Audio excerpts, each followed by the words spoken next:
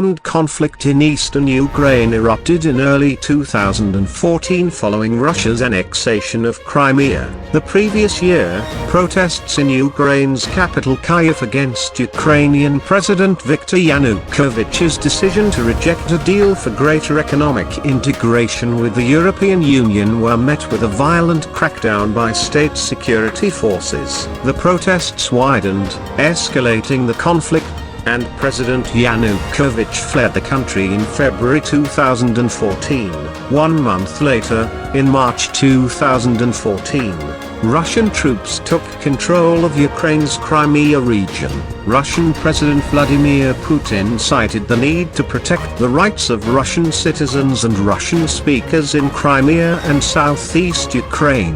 Russia then formally annexed the peninsula after Crimeans voted to join the Russian Federation in a disputed local referendum. The crisis heightened ethnic divisions, and 2 months later pro-Russian separatists in the Donetsk and Luhansk regions of eastern Ukraine held a referendum to declare independence from Ukraine.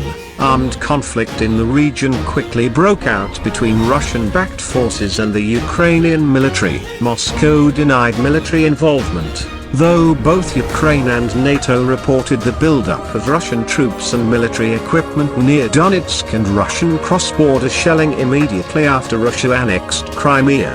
The conflict transitioned to an active stalemate, with regular shelling and skirmishes occurring along the front line that separated Russian and Ukrainian-controlled border regions in the east, beginning in February 2015. France, Germany, Russia, and Ukraine attempted to kickstart negotiations and broker a cessation in violence through the Minsk Accords. The agreement framework included provisions for a ceasefire, withdrawal of heavy weaponry, and full Ukrainian government control throughout the conflict zone. However, efforts to reach a diplomatic settlement and satisfactory resolution were largely unsuccessful. In April 2016, NATO announced that the alliance would deploy 4 battalions to Eastern Europe, rotating troops through Estonia, Latvia, Lithuania, and Poland to deter possible future Russian aggression elsewhere in Europe, particularly in the Baltics. In September 2017, the United States also deployed 2 U.S. Army tank brigades to Poland to further bolster NATO's presence in the region. In January 2018, the United States imposed new sanctions on 21 individuals, including a number of Russian officials and 9 companies linked to the conflict in eastern Ukraine. In March 2018, the State Department approved the sale of anti-tank weapons to Ukraine, the first sale of lethal weaponry since the conflict began.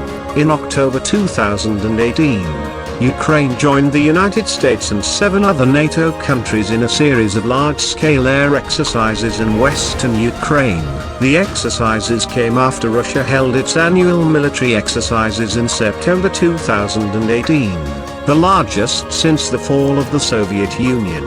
Ukraine has been the target of thousands of cyber attacks. In December 2015, more than 225,000 people lost power across Ukraine in an attack on power generation firms, and in December 2016 parts of Kyiv experienced another power blackout following a similar attack targeting a Ukrainian utility company. In June 2017, government and business computer systems in Ukraine were hit by the NotPetya cyber attack, which was attributed to Russia. The attack spread to computer systems worldwide and caused billions of dollars in damages. In February 2022, Ukrainian government websites, including the Defense and Interior Ministries, banking sites, and other affiliated organizations were targeted by distributed denial-of-service attacks alongside the Russian invasion.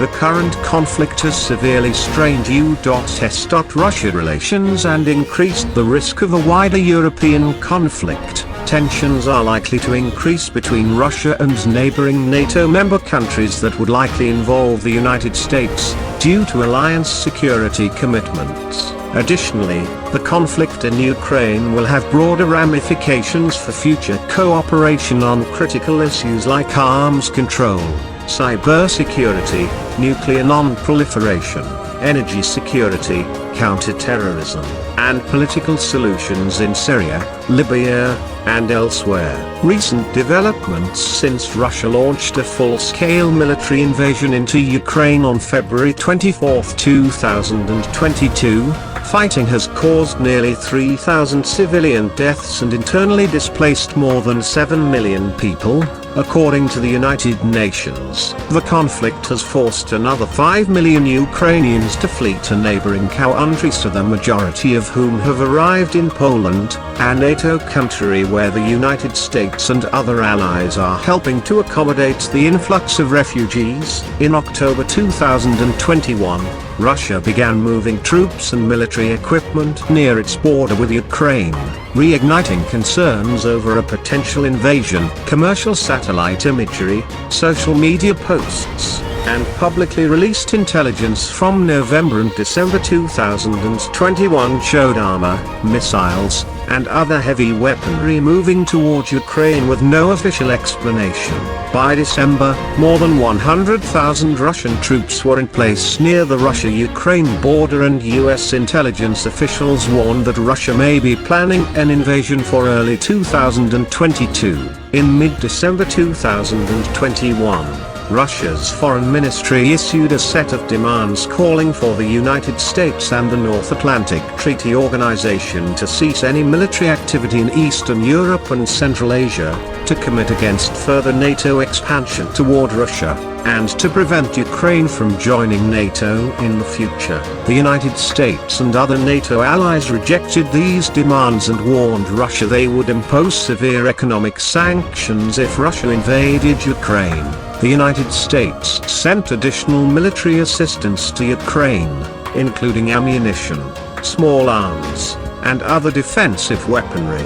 In early February 2022, US President Joe Biden ordered around 3,000 US troops to deploy to Poland and Romania, NATO countries that border Ukraine, to counter Russian troops stationed near its border with Ukraine and reassure NATO allies. Satellite imagery showed the largest deployment of Russian troops to its border with Belarus since the end of the Cold War. Negotiations between the United States, Russia, and European powers, including France and Germany, did not result in a resolution, while Russia released a statement claiming to draw down a certain number of troops. Reports emerged of an increasing Russian troop presence at the border with Ukraine. In late February 2022, the United States warned that Russia intended to invade Ukraine, citing Russia's growing military presence at the Russia-Ukraine border. Russian President Vladimir Putin then ordered troops to Luhansk and Donetsk,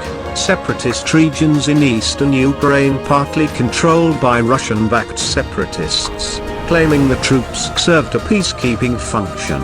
The United States responded by imposing sanctions on the Luhansk and Donetsk regions and the Nord Stream 2 gas pipeline a few days later. On February 24, during the United Nations Security Council meeting to dissuade Russia from attacking Ukraine, Putin announced the beginning of a full-scale land, sea, and air invasion of Ukraine targeting Ukrainian military assets and cities across the country.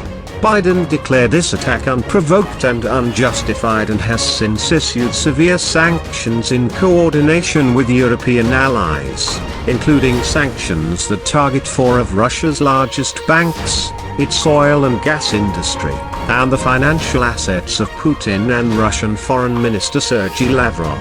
The US continues to commit military assistance to Ukraine following Ukrainian President Volodymyr Zelensky's address to the US Congress on March 16. Biden announced an additional $800 million in military assistance. Since Russia's invasion, the United States has committed $3.4 billion in security assistance, including heavy weapons and artillery. The United States has also dramatically increased the number of US troops in Europe, bringing the total to more than 100,000. The United Nations, G7, EU, and other countries continue to condemn Russian actions and support Ukrainian forces. In an emergency United Nations session on March 2, 141 of 193 member states voted to condemn Russia's invasion of Ukraine and demanded that Russia immediately cease its use of force in Ukraine. In late March 2022, Russia announced that it would reduce military activity near Kyiv and Chernihiv, as the initial Russian invasion slowed. Long-range missile strikes caused significant damage to Ukrainian military assets, urban residential areas, and communication and transportation infrastructure. Hospitals and residential complexes also sustained shelling and bombing attacks. By April 6, Russia had withdrawn all troops from Ukraine's capital region. In the aftermath of the Russian withdrawal from Kyiv's surrounding areas, Ukrainian civilians described apparent war crimes committed by Russian forces, including accounts of summary executions, torture, and rape. Meanwhile, civilians in Mariupol, a port city in southeastern Ukraine, have been facing an ongoing humanitarian crisis with acute shortages of food, water, and heat. By late March, observers estimated that the Russian bombardment of Mariupol damaged or destroyed more than 90% of the city. Ukrainian officials have put the number of civilians killed during the Russian siege of Mariupol at 20,000. And satellite images show a mass grave located near Mariupol. Russian forces have surrounded the city for weeks with aerial bombardments that have killed hundreds of civilians. On April 18, Russia launched a new major offensive in eastern Ukraine following its failed attempt to seize Kyiv.